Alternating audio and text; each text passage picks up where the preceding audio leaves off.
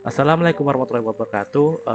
Perkenalkan, nama saya Saifuddin Ibnu Ramadan dengan NPM 2235100579. Jadi dalam video kali ini saya ingin melanjutkan penjelasan dari teman saya mengenai apa itu EBMT atau Example Based Machine Translation. Jadi apa itu Example Based Machine Translation atau EBMT adalah salah satu pendekatan dalam penerjemahan mesin atau machine translation yang menggunakan contoh terjemahan sebelumnya sebagai referensi. Pendekatan ini memungkinkan sistem untuk menerjemahkan teks berdasarkan pengalaman atau contoh yang telah ada sehingga dapat menghasilkan terjemahan yang lebih alami dan kontekstual. Selanjutnya, dalam bagian sejarah, saya akan menjelaskan sejarah awal munculnya Example Based Machine Translation atau EBMT. Pendekatan ini pertama kali diperkenalkan pada tahun 1984 oleh Makoto Nagao dari Kyoto University yang mengusulkan metode berbasis contoh sebagai solusi penerjemahan mesin. Awal mula EBMT, Makoto Nagao memperkenalkan konsep ini dalam konteks penerjemahan bahasa Inggris ke Jepang yang memiliki perbedaan struktur yang sangat signifikan. Pendekatan ini menawarkan solusi inovatif dengan menggunakan frasa atau kalimat yang telah diterjemahkan sebelumnya sebagai referensi untuk menangani teks baru yang memiliki pola serupa. Sebelumnya, EBMT ini sistem penerjemahan bergantung pada aturan linguistik yang kompleks yang seringkali sulit diterapkan oleh bahasa dengan struktur yang berbeda.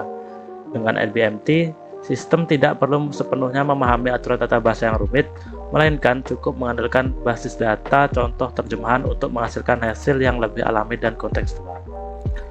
Lalu ada dampak dan perkembangannya. EBMT menjadi titik awal bagi perkembangan lebih lanjut dan dalam teknologi penerjemahan mesin.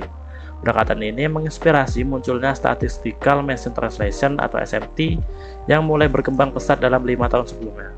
SMT menggantikan metode berbasis aturan dengan keberhasilan EBMT dalam menangani bahasa dengan struktur berbeda juga menjadi fondasi bagi kemajuan dalam bidang Natural Language Processing atau NLP yang pada akhirnya membuka jalan menuju revolusi penerjemahan mesin berbasis kecerdasan buatan yang kita kenal saat ini seperti NMT yaitu Neural Machine Translation. Oke, kesimpulannya, secara historis EBMT adalah salah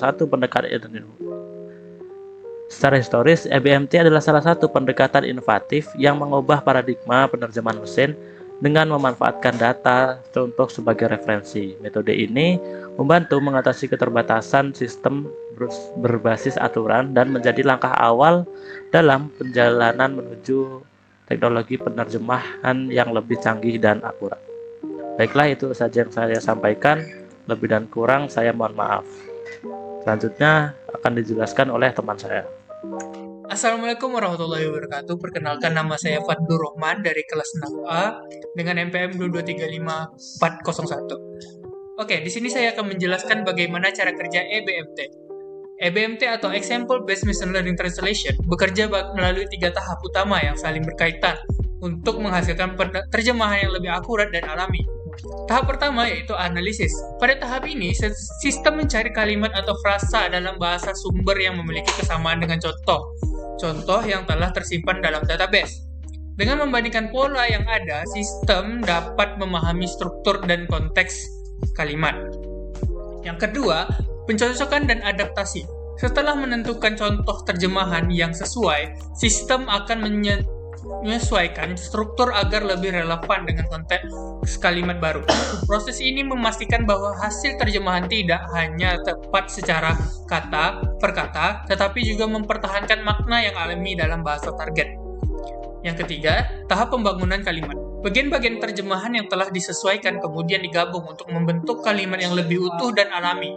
Hasil akhirnya adalah terjemahan yang tidak hanya akurat tetapi juga mudah dipahami oleh pembaca.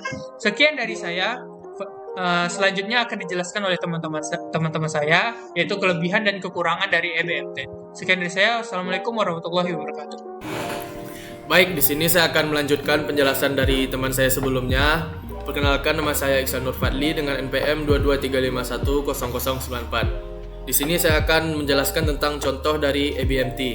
Nah, di sini misalkan kita memiliki database sebagai contoh dari berikut. Nah, di dalam bahasa Inggris itu I love apple. Dalam bahasa Indonesianya itu saya suka apple. Dan juga ada he loves orange, atau dalam bahasa Indonesia dia suka jeruk. Nah, jika kita ingin menerjemahkan she loves apples, ABMT akan yang pertama itu mengenali pola dari contoh yang ada. Dan yang kedua itu mengganti he dengan she dan tetap menggunakan pola yang sama atau masih dalam arti yang sama. Bisa juga he itu diganti dengan they atau we, bisa juga tergantung penerjemahannya itu nanti. Dan juga dia akan menghasilkan terjemahan. Kalau untuk he atau she, dia akan menghasilkan terjemahan dalam bahasa Indonesia itu dia suka apple. Begitu juga dengan they, mereka suka apple. Oke, next. Oke, kelebihan ABMT. Menghasilkan terjemahan yang lebih alami karena berbasis contoh nyata, dapat digunakan untuk bahasa dengan tata bahasa kompleks, tidak memerlukan aturan linguistik yang rumit seperti sistem berbasis aturan atau rule-based machine translation. Baik, hanya itu yang dapat saya sampaikan, akan dilanjutkan oleh teman saya. Assalamualaikum warahmatullahi wabarakatuh. Perkenalkan, nama saya Muhammad Rahman dari Teknik Informatika NPM 22510-508. Di sini saya akan menjelaskan tentang kekurangan ABMT. Sebelumnya, terima kasih kepada teman saya telah menjelaskan PPT sebelum saya. Kekurangan ABMT ini yang pertama yaitu membutuhkan banyak data bilingual untuk memberikan hasil yang baik. Yang kedua, kesulitan menerjemahkan kalimat yang tidak memiliki contoh serupa. Yang ketiga yaitu pemrosesan, pencocokan, dan penggabungan biasa memakan waktu yang lama. Selanjutnya perbandingan dengan metode lain. Yang kami ada 3 metode. Yang pertama yaitu rule based MT, EBMT, dan neural MT. Kelebihan dari rule based MT ini yaitu presisi tinggi dengan aturan yang tata bahasanya bagus. Namun kekurangannya itu sulit dikembangkan untuk bahasa yang kompleks. Sedangkan ABMT terjemahannya lebih alami. Kekurangannya membutuhkan banyak contoh bilingual yang cukup banyak.